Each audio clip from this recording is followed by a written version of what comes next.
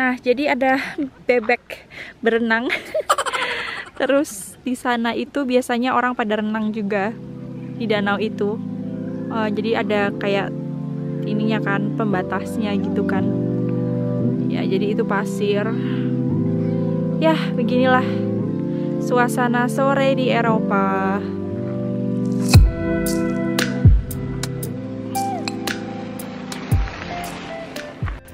Halo semuanya, balik lagi di videonya Velia di Polandia.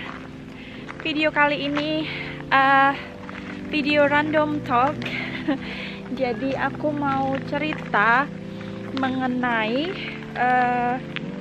cuti melahirkan aku, berapa lama, terus abis itu ya, jadi seputar hak yang aku dapatkan karena aku bekerja di Poland dan tinggal di Poland, jadi kayak gitu.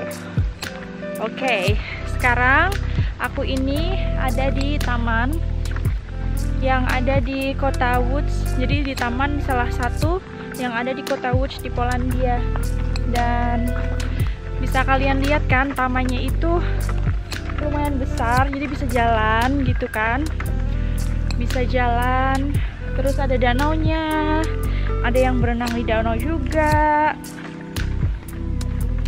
Intinya kalau untuk refreshing di Eropa itu nomor satu lah, kayak banyak gitu loh tempat-tempat yang bisa kalian habiskan di saat summer kayak gini buat refreshing gitu. Oke, ikutin terus video ini.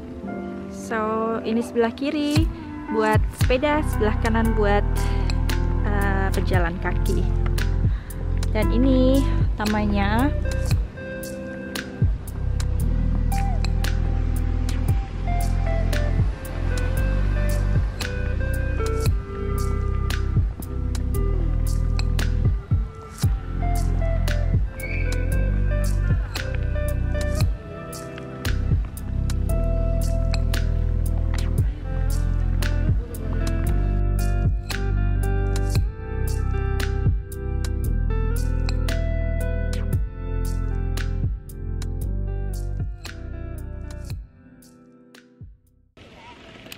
Oke, kita balik lagi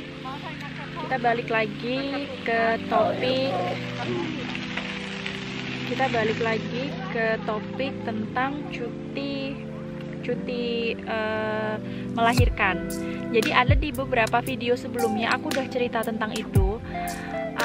Jadi overall aku itu dapat cuti melahirkan itu dan cuti, jadi maternity leave sama parental leave, cuti melahirkan sama cuti mengurus bayi itu selama 1 tahun. Kalau aku kan dapat permanen kontrak jadi kerjaanku, jadi aku bisa dapat cutinya itu 1 tahun dan itu masih dibayar 80%. Kebayangkan kalian bisa membesarkan anak kalian di sini sampai umur 1 tahun dan tanpa kalian itu harus takut kehilangan job. Jadi itu dijamin sama pemerintah sama employer kalian. Kalau misalnya kalian cuti hamil, cuti melahirkan gitu, kalian tidak akan kehilangan pekerjaan kalian. Itu jaminan di sini. Jadi seperti itu. Dan sebelum aku cuti melahirkan, waktu hamil, umur kehamilan 5 bulan, aku bilang sama bos aku kalau aku capek nih hamil, udah hamil 5 bulan karena kondisi tidak memungkinkan untuk mulai bekerja, jadi aku cuti dan atasan aku menyetujui itu gitu. Atasan aku bilang oke, nggak masalah, dan aku dapat surat dari dokter, jadi aku cuti dari hamil 5 bulan sampai melahirkan gitu, dan itu masih dibayar 100% dan itu keren banget menurut aku. Aku nggak bisa bayangin kayak di Indonesia kita hamil harus tetap kerja, nggak ada kesempatan untuk ambil cuti hamil yang masih dibayar 100% dan nggak akan kehilangan gaji gitu. Ya, kita lanjutin. Jadi aku nggak bisa bayangin kalau misalnya di Indonesia kalian gimana sih gitu. Kalian hamil, terus kalian melahirkan dan dapat cuti cuma 3 bulan aja gitu. Kalian gimana caranya kalian menghabiskan waktu sama anak, atau gimana caranya biar bisa mengikuti tumbuh kembang anak gitu, karena kan kalian harus balik kerja lagi ya kan. Oke, jadi itu tentang maternity, tentang cuti melahirkan dan parental leave di Poland. Terus ada satu lagi, jadi setelah di Poland itu setiap anak yang lahir akan mendapatkan support dari pemerintah berupa uang yang jumlahnya itu 500 zloty atau kurang lebih 2 juta rupiah per satu anak. Jadi kalau misalnya kalian punya satu anak, kalian bakal dapat 2 juta rupiah kurang lebih selama dari anak itu lahir sampai anak itu umur 18 tahun kalau nggak salah. Jadi sampai anak itu besar gitu. Dan itu berlaku untuk satu anak. Kalau 2 anak tinggal ditambahin lagi 500. Jadi kalian bisa dapat 4 juta dalam 1 bulan, setiap 1 bulan gitu. Menurut aku itu bagus banget. Dan itu di Poland. Kalau misalnya di Jerman juga aku denger child supportnya itu kayaknya lebih besar karena euro ya. Nah itu biasanya kalau di negara-negara Eropa biasanya kayak gitu. Itu keren banget kan. Udah gitu sekolah di sini kan gratis. Kalau misalnya kalian mau ke public school atau mau ke sekolah negeri gitu misalnya, yang kayak di Indonesia gitu gratis dari TK sampai kuliah, kalian tuh udah nggak perlu mikirin biaya sekolah, kecuali kalau kalian mau masukin anak kalian di sekolah swasta gitu, biasanya harus bayar. Well, sekolah di sini tuh menurut aku juga udah bagus gitu, nggak ada kayak ranking apa gimana. Biasanya overall itu udah bagus.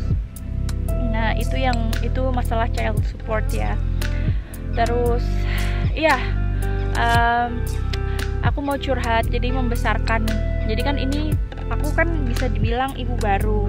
Well, kalau misalnya di Indonesia itu kan biasanya kita banyak dapet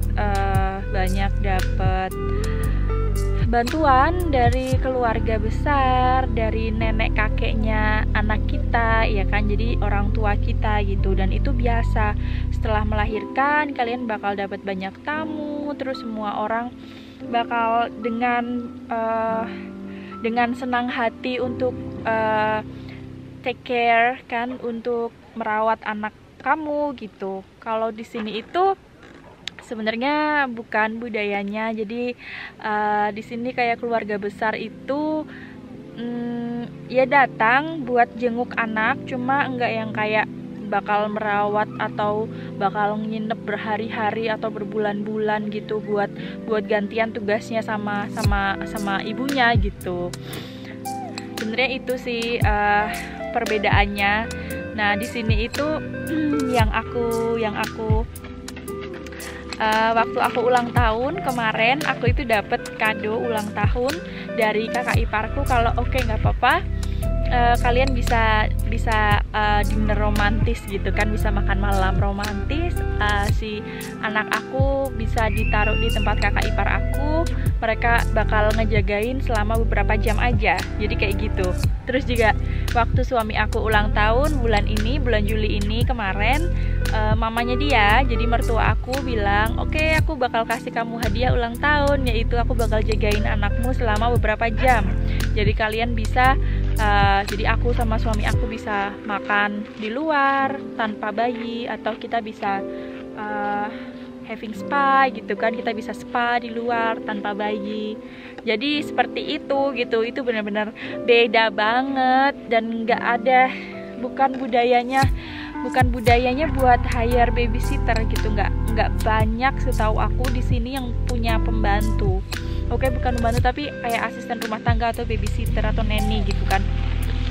Cuma orang-orang tertentu aja yang biasanya orang-orang kaya Eropa, dia bakal bener-bener hire babysitter yang full time gitu kan. Dan itu pun juga mahal biaya babysitter di sini, karena hitungannya itu per jam.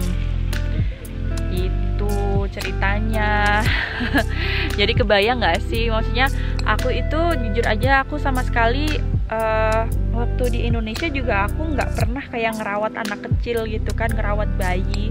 Dan di sini aku harus melahirkan di Polandia, terus harus merawat bayi, merawat anakku itu sendirian. Jadi masih dibantu suamiku berdua aja, tapi overall kita urus semuanya sendiri tanpa bantuan babysitter, tanpa bantuan apapun. Nah, kembali lagi, salah satu manfaat yang aku terima dari sistem yang ada di Eropa ini, jadi setiap habis melahirkan, kalian pulang ke rumah dan kalian tuh biasanya punya kayak dokter yang kalian tunjuk sendiri dari klinik gitu kan. Misalnya klinik dekat rumah kalian tunjuk, dan itu wajib ya. Kalian harus punya dokter. Setiap orang di sini harus punya dokter. Nah, itu kita ke dokter anak yang buat take care Leo. Itu kita harus cek dan wajib secara berkala harus kita ke dokter buat check up bayi kita gitu, setiap 1 bulan atau 2 minggu sekali. Waktu awal-awal 2 minggu sekali udah. Terus setelah itu yang paling bagus adalah di sini ada bidan yang datang ke rumah. Jadi bidan itu datang, diberi wajib harus datang ke rumah selama 3 kali, dan setiap kalinya itu selama 2 minggu sekali. Jadi check up aku, mamanya, sama check up bayi aku gitu. Jadi keren banget gak sih kalau misalnya kalian tinggal di Eropa tuh kayak gitu. Oke, ini bener-bener random talk. Jadi aku harap kalian bisa terima informasinya dengan baik. Ini aku bikin video bener-bener mendadak gitu, karena aku mau cerita apa, ya udahlah cerita tentang ini aja. Semoga informasi ini bermanfaat buat kalian, dan thank you udah nonton videonya. Jangan lupa kalian subscribe video ini bagi kalian yang belum subscribe, dan like dan komen. Oke, see you in the next video. Bye bye.